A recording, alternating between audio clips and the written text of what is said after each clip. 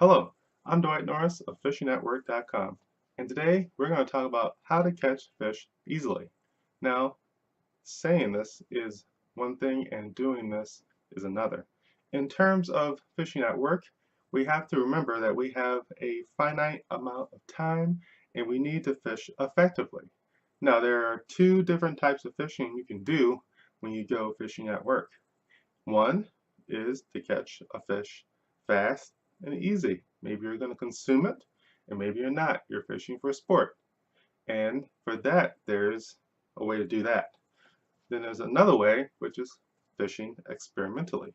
And that's like me trying out new and fun lures. Top water things, worms, minnow baits, suspended baits, jerk baits, crank baits, you know, everything. There are a myriad of things you can try over a various amount of environments, and you're not really sure if it's going to work. So you have to make the decision. Am I going to certainly catch fish today, or if I'm going to try something new out and see if it works, see if I like it, see if I want to get more of that thing, and if it works, awesome. If it doesn't, maybe it's me. Maybe it's your technique, maybe it's what you're doing, maybe it's the area that you're in, maybe it's for a different kind of fish than you're actually fishing for. Maybe you're fishing something for a brown trout and it actually works better for a rainbow trout, or maybe it works better at a certain season. That's experimental. So, for the most part, fishing at work, you're going to be sticking to the I want to catch a fish. I want to catch more fish. So, when it comes to how to catch fish easily, you want to stick to the mainstays. What is in your area? My particular area, there are a variety of panfish, like perch and sunbream and bluegills and pumpkin seed and crappies. And there's also largemouth bass. If I go a little further away from work, there's some smallmouth bass too. There's catfish in certain areas, and then certain times during the year, there are striped bass that come into the river. Or I can go after the striped bass in a slightly further part of town, but it's still accessible. So I have a variety of options, and depending on that day, I have to plan what I'm going to catch. So if I'm going to go after panfish, I know they like eating things that are small, and if they, well, taste good, they're going to stick on it longer, and they're definitely going to eat it, and they're going to allow you to catch them. So you can stick to things like worms, small minnows, if you can find them anywhere, or a little small grub baits like the, what are they called? It's like a spinner grub. It has a little L shape. There's a spinner on it and then a little clip, and you clip it onto a jig head, and then it has a grub, either white or is like a beetle color. There was like a beetle. There used to be an old beetle bait I used to use all the time that was perfect.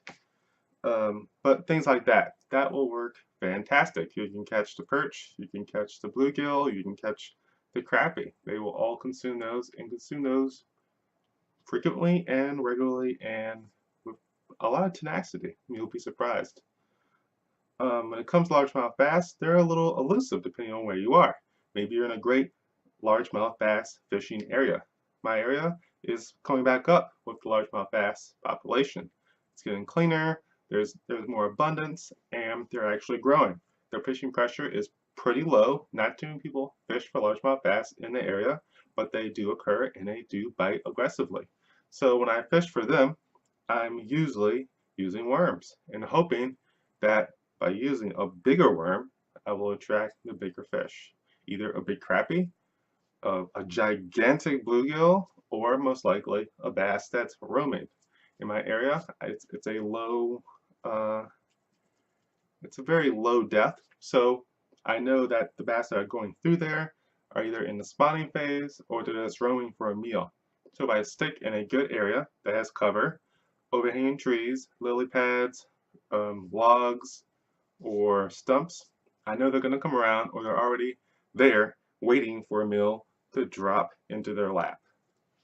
And that's why, worms are great. But you can also go a little bit on the experimental side if you want to. You can try a, a bait that has many levels of attractant. They're soft and lifelike, like a worm. They have a scent, maybe they have a sound, and maybe they have a certain color that mimics that particular bait, i.e. worm, in that area. And maybe you can trick them like people do with the Zoom trick worm. That's possible if you have the time. But if you don't, go with the real deal. That's basically what I'm saying. If you can go with the real stuff and get it to your office or wherever you are and use the real stuff, it's going to happen. Something's going to eat it. I don't know what. Maybe a bird will come by and see it, and you'll unfortunately have to tangle with him. But most likely that won't happen. But when it comes to fish, using a minnow, using a worm, or even an eel for some saltwater fishing at the right tide, maybe in a jetty just off the shore in the rocks or a point near on the ocean, and you know the bass are hitting in the harbor or the bay or wherever you are. You never know. You might look into a striped bass that's possibly bigger than what you can handle, but you'll figure out a way. Maybe you can get a world record. 6-pound test twine, 50-pound striped bass. That might be a record. You should check it. So, when it comes to the experimental side, you're just taking your bet. It may go well, it may not. I've had times I've gone out with a minnow, and it's been fantastic. Everything is biting it. They love the rattle, they love the shine, they love the countdown 5 where it slowly ticks down the levels, so I can actually fish different depths all at once, which is pretty cool. Sometimes I like the worm, sliding off the edge of the bank like a worm would, and going next to a tree or a log where the bass are certainly are or will be, and they hit it right before it even hits the ground. Sometimes that works like cake, and the next week, nothing. Times are always changing, environments are changing, pH levels are changing, the topography isn't changing, but the rest of the environment is. And so are the seasons. So if you want to catch a fish easily, you're going to have to go with the real deal. And that's all I have to say today. So you should get out there with some real bait, live bait, and catch a fish easily.